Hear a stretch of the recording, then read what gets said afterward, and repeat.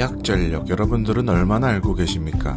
일반인들에게는 생소할 수 있지만 자영업을 하고 계시거나 또는 그런 계획이 있는 분들이라면 반드시 알고 계셔야 하는 부분이죠. 전기를 사용하는 모든 곳, 상가나 가정집, 혹은 공장까지도 모두 다 한전과 계약 전력을 통해 약속이 되어 있습니다.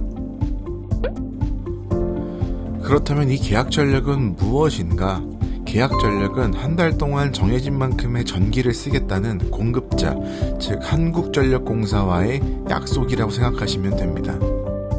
그러나 약속되어진 계약 전력 이상으로 전기를 많이 사용하게 되면 초과 부가금이 발생하기도 하고, 반대로 터무니없이 계약 전력을 높게 설정한다면 계약 전력 1kW당 기본 요금이 있어서 불필요한 비용이 지출될 수도 있으니 적당한 계약 전력을 잘 설정하는 것이 중요하겠죠. 이 계약 전력은 상가뿐만 아니라 주택, 아파트 등 모두 해당이 되지만 보통 주택이나 아파트의 계약 전력은 증설하거나 줄이는 경우가 거의 없기 때문에 오늘은 상가에 초점을 맞추어 설명해 드리도록 하겠습니다. 먼저 계약 전력을 정하기 위해선 한 달간 대략적인 전기 사용량을 계산해야 합니다. 물론 전문가들은 대충 평수, 업종만 들어도 이 정도면 되겠다라는 감이 있겠지만요. 우리는 초보니까 한번 계산해보자고요.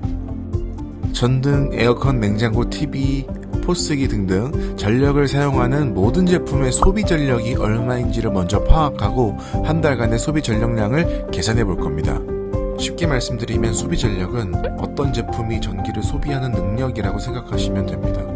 한 달간의 소비 전력량은 어떤 제품을 한 달 동안 몇 시간 작동했는지 확인 후 소비 전력을 곱해 주시는 거라 생각하시면 됩니다. 에어컨으로 설명을 드리자면 소비 전력은 보통 제품 설명서나 제품에 표시가 되어 있습니다. 와트 또는 킬로와트로 표시된 것이 그것인데요. 만약 그 에어컨을 하루에 3시간씩 한 달을 사용했다면 소비 전력 곱하기 사용한 시간 곱하기 30일 해주시면 한 달간 에어컨의 소비 전력량이 되는 겁니다.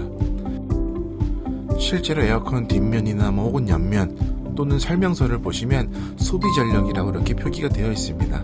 숫자가 3개가 써있긴 하지만 우리는 정격 1700W로 보시면 됩니다.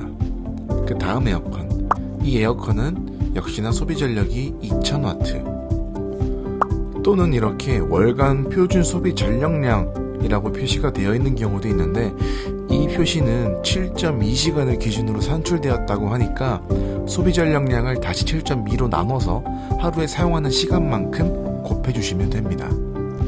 이렇게 모든 전자제품의 전력량을 계산해서 다 더해주면 한 달간 상가에서 사용하는 전기의 총 전력량이 나오게 되죠. 이 전력량을 바탕으로 계약 전력과 비교를 해볼 겁니다. 비교하는 방법은 이와 같습니다. 방금 다 더해준 전력량을 450으로 나눠서 계약 전력과 비교하면 되는데요.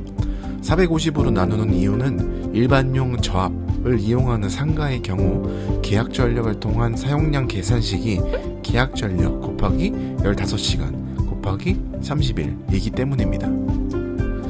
24시간 운영하는 업종의 경우에는 따로 신청하셨다면 24시간으로 계산해서 월간 사용량을 산출하셔야 합니다. 계약 전력을 사용량에 딱 맞추는 것보다 여름과 겨울에 냉난방기를 돌릴 것까지 생각해서 어느 정도 여유를 두고 계약 전력을 설정해 주시는 것이 좋습니다. 이 계약 전력에 따라 기본금이 책정되며 사용한 전력량에 따라 맞는 금액이 부과가 되는 겁니다.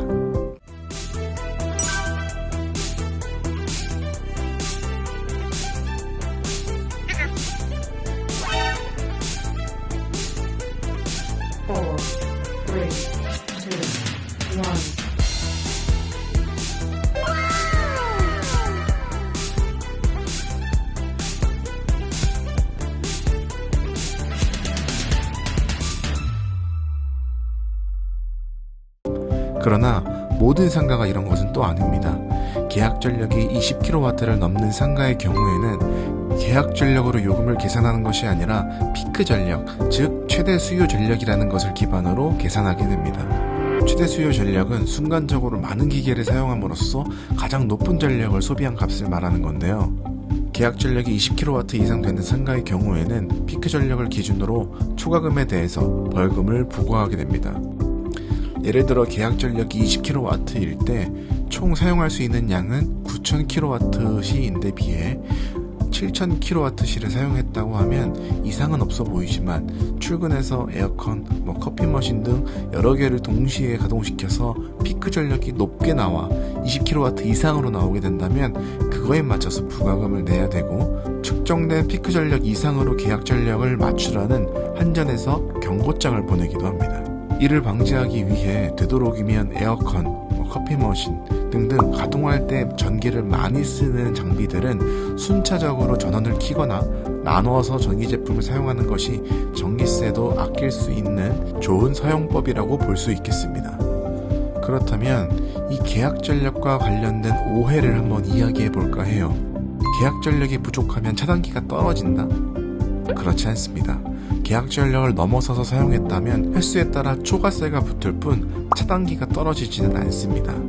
다만 피크 전력이 과하게 높다면 설비해 놓은 차단기나 전선에 과전료가 흘러 차단기가 떨어지거나 혹은 원활한 전기 공급에 문제가 있을 수 있습니다.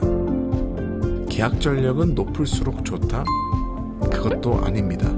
아까 계산한 값보다 여유 있는 것이 좋습니다. 계약 전력에 따라 기본금이 정해지게 됩니다. 그렇기 때문에 너무 높다면 불필요한 기본 요금이 부과될 것이며, 또한 반대로 너무 낮다면 계약 전력을 넘게 사용해서 초과 부가금을 내게 되는 것이죠. 계약 전력을 증설하거나 낮출 때 돈이 든다? 이것은 상황에 따라 조금씩 달라질 수 있습니다. 보통 계약 전력을 낮출 때는 큰 비용이 들지는 않지만 계약 전력을 증설하는 범위가 커지게 된다면 인입선, 차단기 등 모든 전기 설비를 바꿔야 할 수도 있으므로 비용이 많이 들게 됩니다. 오늘은 이렇게 계약 전력에 대해 알아보았습니다. 사실 겉핥기에 가까운 내용이지만 아예 모르고 있는 것과는 또 다르기에 한번 마련해봤습니다. 오늘 알려드린 내용은 모두 이 서적을 참고하여 만들어졌으니 더 자세하게 알고 싶다면 서점 가서 한 번씩 살펴보셔도 좋을 것 같습니다. 오늘은 여기까지입니다. 감사합니다.